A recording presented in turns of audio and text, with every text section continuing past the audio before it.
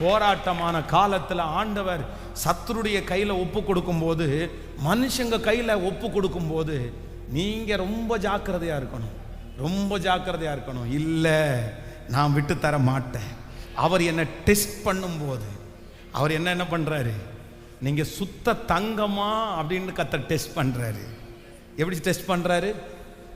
Hello, அவர் என்னை சோதித்த பிறகு, அவர் என்ன டெஸ்ட் பண்ணதுக்கு பிறகு பிசாசுக்கு ஒரு சந்தேகம் இருக்குது.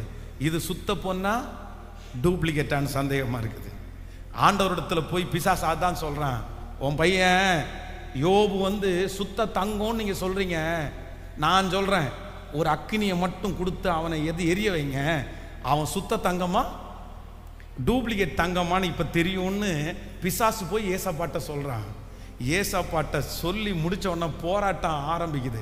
உடனே ஏசப்பா சொல்றாரு, நான் எதுக்கு டெஸ்ட் பண்ணணும், நீயே கேட்கல. அதான் அவர் டெஸ்ட் பண்ணியிருந்தா கூட 50 டிகிரியில் செட் பண்ணியிருப்பாரு. இவன் செட் பண்ணனா 7 மடங்கு அக்னியில் தானே சோதிப்பான். ஏன்னா சுத்த தங்கமா இல்லையான்னு டெஸ்ட் பண்ணணும்ல. இவன் கையில் கொடுத்த உடனே இவனுக்கு ஒரே ஜாலி ஆயிடுச்சு. என் கையிலே கொடுத்துட்டீங்களா அவனை, இப்போ பாருங்க நான் டெஸ்ட் பண்ணுறேன் அப்படின்னா எல்லாத்தையும் அழிச்சு உடம்புல வியாதி வரைக்கும் கொண்டு வந்து யோபு சொல்கிறான், என் எலும்பு கூட வலிக்குதுன்னு சொல்கிறான். அந்த அளவிற்கு சோதனையை கொடுத்ததுக்கு அப்புறமும் யோபு ஒரு ஸ்டேட்மெண்ட் சொல்றார், ஆனாலும் நான் போகும் வழியை அவர் அறிவார். ஆனாலும் நான் போகும் வழியை அவர் அறிவார். அவர் என்னை சோதித்த பிறகு, பிசாசு சோதிக்கிறான்னு யோபுக்கு தெரியல, ஆனா இயேசு சோதிக்கிறாருன்னு அவர் நினைச்சிட்டான். அவர் சொல்லும் போது சொல்லுகிறார், நான் ஹல்லேலூயா. எத்தனை பேர் நீங்க பொருத்தனை எடுக்கிறீங்க? எத்தனை பேர் உங்களை ஒப்பு கொடுக்குறீங்க? நீங்க எப்படி விளங்கணும்? எதுல நீங்க பொன்னா விளங்கணும்? உபத்திரவத்துல, போராட்டத்துல நீங்க பொன்னா விளங்கணும். நான் இந்த பலிபீடத்தில் இந்த வார்த்தையை பிரசங்கம் பண்ணும்போது அப்படியே நான் ஜெபம் பண்றேன். இன்னைக்கு இந்த திருச்சபையில இத்தனை ஜனங்களுக்கு முன்னாடி நிற்கிறேன் அப்படின்னு சொன்னா, இந்த பாதையை நான் கடந்து வந்திருக்கிறேன். இந்த பாதை என்னன்னு எனக்கு தெரியும்.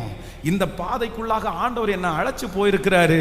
அந்த பாதைக்குள்ளாக கர்த்தர் என்னை டெஸ்ட் பண்ணும்போது முடிஞ்ச வரைக்கும் அப்படியே ஒப்பு கொடுத்து நின்னதுனால இன்றைக்கு அவர் அலங்கரிக்கிறதை என் கண்ணு பார்க்குது. உங்களுக்கு அது செய்யாம இருப்பாரா? கண்டிப்பாக ஆண்டவர் செய்வார். ஹல்லேலூயா. இப்போ இந்த போராட்டமான காலத்துல ஆண்டவர் எப்படி இருப்பார் அப்படின்னு தெரிஞ்சிருச்சு. இப்போ இந்த போராட்டமான காலத்துல ஆண்டவர் யோபுவினிடத்துல சிலதை எதிர்பார்த்தார். வேகமாய் சொல்லி உங்களுக்கு கடந்து போறேன். நம்பர் 1, நீங்க யோபு 42ஆம் அதிகாரத்தினுடைய 7வது 8வது வசனத்தை வாசிங்க. 7வது 8வது வசனம் 42:7. இந்த கர்த்தர் இந்த வார்த்தைகளை யோபுவோடே பேசின பின் கர்த்தர் தேமானியனாகிய எலிப்பாசை நோக்கி, உன்மேலும் உன் 2 சிநேகிதர் மேலும் எனக்கு கோபம் மூழ்கிறது. என் தாசனாகிய யோபு பேசினது போல் நீங்கள் என்னை குறித்து நிதானமாய் பேசவில்லை.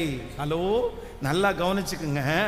ஆண்டவர் போராட்டமான பாதையில உங்களிடத்துல எதிர்பார்க்கிற ஒண்ணு என்ன அப்படின்னு சொன்னா, போராட்டமான காலத்துல நாம் விசுவாசமான வார்த்தையை பேசணும். பிரதர், நீங்க ஒரு போராட்டமான காலத்துல போயிட்டு இருக்கீங்களா? சிஸ்டர், நீங்க ஒரு போராட்டமான பாதையில கர்த்தர் உங்களை கொண்டு போயிருக்கிறாரா? இது உனக்கு போராட்ட காலம். அந்த போராட்ட காலத்துல எல்லாமே உங்களுக்கு எதிரா இருக்குதா? ஆனா இந்த யோபு செஞ்சது என்ன தெரியுமா? அவனுடைய வாயிலிருந்து என்ன வருது அப்படின்னு சொன்னா, விசுவாசமான வார்த்தை, ஃபெய்த்தான வார்த்தை. நான் போகும் வழி அவர் அறிவார் என்கிற ஃபெய்த்தான வார்த்தை. அவர் என்னை கொன்று போட்டாலும் அவர் மேல் நம்பிக்கையா இருப்பேன் என்கிற வார்த்தை.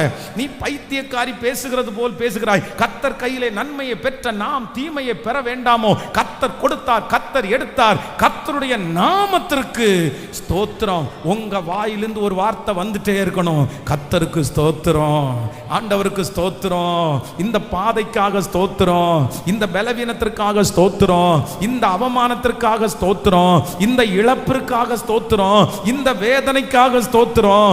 எனக்கு ஒன்று தெரியும், எனக்கு ஒன்று தெரியும், நான் ஆராதிக்கிற இஸ்ரவேலின் தேவனாகிய கர்த்தர் உறங்குவதும் இல்லை, தூங்குவதும் இல்லை. அவர் எனக்கு நிழலா இருக்கிறார். நான் போராட்டமான பாதையில் கண்டிப்பா நான் எப்படி பேச மாட்டேன்னா அவ்விசுவாசமா நான் பேச போறது இல்லை. எத்தனை பேர் விசுவாசமா? எத்தனை பேர் விசுவாசமா? கைகளை மேல உயர்த்தி சொல்லுங்க, நீ நல்லவர்னு சொல்லுங்க, நீர் பெரியவர்னு சொல்லுங்க.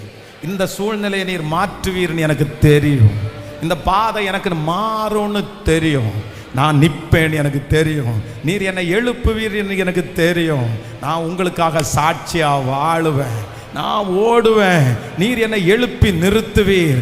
ஒரு நாள் நான் தலை குனிஞ்ச அதே தெருவில் என் தலையை நிமிர பண்ணுவீர். ஒரு நாள் அதே இடத்துல நீர் என்னை அலங்கரிப்பீர். சொல்லுங்க, நீர் எனக்கு தருவீர், நீர் எனக்கு தருவீர். அந்த விசுவாசமான வார்த்தையை பேசுங்க. நான் என்னுடைய இருதயம் சந்தோஷப்படும். அன்னாளுடைய இருதயம் சந்தோஷப்பட்டது மாதிரி என்னுடைய இருதயத்தை கர்த்தர் சந்தோஷப்படுத்துறதற்கு கர்த்தர் வல்லவராய் இருக்கிறார். Thank you Jesus. Hallelujah. இது உனக்கு போராட்ட காலம். இந்த போராட்ட காலத்துல ஹாஸ்பிட்டல்ல படுத்திருந்தா கூட, வீட்டில் படுத்திருந்தா கூட, அப்படியே ரொம்ப மனசு உடைஞ்சா கூட வாயிலிருந்து என்ன வார்த்தை வரணும் அப்படின்னு சொன்னா சத்தமா சொல்லுங்க, அவிசுவாசமான வார்த்தை வந்துடவே கூடாது. ஹல்லேலூயா. எப்படி இந்த யோபுவால பேச முடியுது? எப்படி பேச முடியுது? நீங்க யோபுனுடைய மனைவி மாதிரி இருக்கக்கூடாது, யோபு மாதிரி தான் இருக்கணும், யோபு மாதிரி தான் இருக்கணும். உங்க வாயிலிருந்து எப்போ என்ன வார்த்தை தான் வரணும் அப்படின்னு சொன்ன ஹல்லேலூயா. எனக்கு குறித்திருக்கிறதை அவர் நிறைவேற்றுவார், எனக்கு குறித்திருக்கிறதை அவர் நிறைவேற்றுவார். தேவரீ, நீர் சகலத்தையும் செய்ய வல்லவர், நீர் செய்ய நினைத்தது ஒன்றும் தடைபடாது. இந்த தோல் முதலானவைகள் அழுகி போனது பின்பும் நான் பார்ப்பேன், அந்நிய கண்கள் அல்ல, என் கண்களே அவரை காணும். இந்த மாதிரி ஃபெய்த்தா பேசுகிற சிலரை கர்த்தர் இந்த இடத்துல எதிர்பார்க்கிறார். இந்த சத்தத்தை கேட்கிற நிறைய பேரை கர்த்தர் எதிர்பார்க்கிறார். மகனே, இது உனக்கு போராட்ட காலம், மகளே, இது உனக்கு போராட்ட காலம். ஆனா உங்க வாயிலிருந்து கர்த்தரை துதிக்கிற வார்த்தை, விசுவாசமான வார்த்தை, நீங்க அறிக்கை செய்ய, நீங்க பேச அந்த வார்த்தைகளுக்கு கர்த்தர் உயிர் கொடுக்கிறார், அந்த வார்த்தைகளுக்கு கர்த்தர் உயிர் கொடுக்கிறார். லாதானா மரஹதலா லபரதோல ஹரதனமா.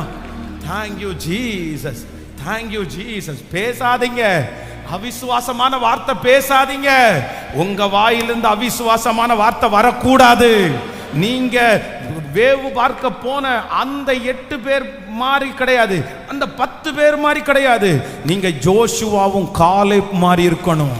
நீங்க ஜோஷுவா காலேப், உங்க வாயிலிருந்து விசுவாசமான வார்த்தை தான் வரணும். கர்த்தர் நம்மோடு கூட இருந்தால் அந்த மலை நாட்டை நாம் சுதந்தரிப்போம் என்று தான் வரணும். கர்த்தர் அந்த 10 பேர் இல்ல, உங்க 2 பேர் யோசுவா காலேப்பினுடைய அந்த ஆவி உள்ளவர்களை கர்த்தர் தனியாய் பிரித்தெடுக்கிறார்.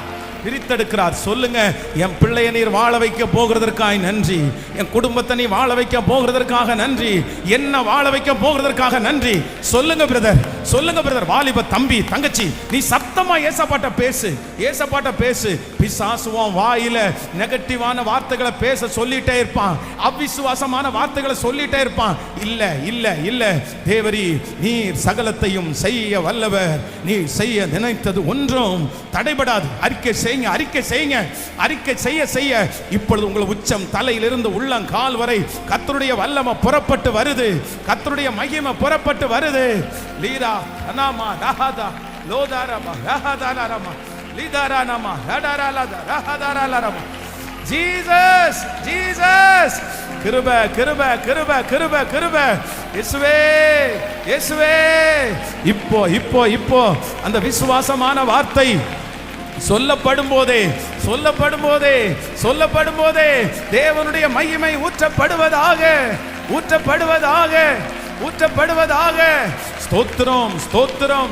ஸ்தோத்திரம். ஹல்லேலூயா.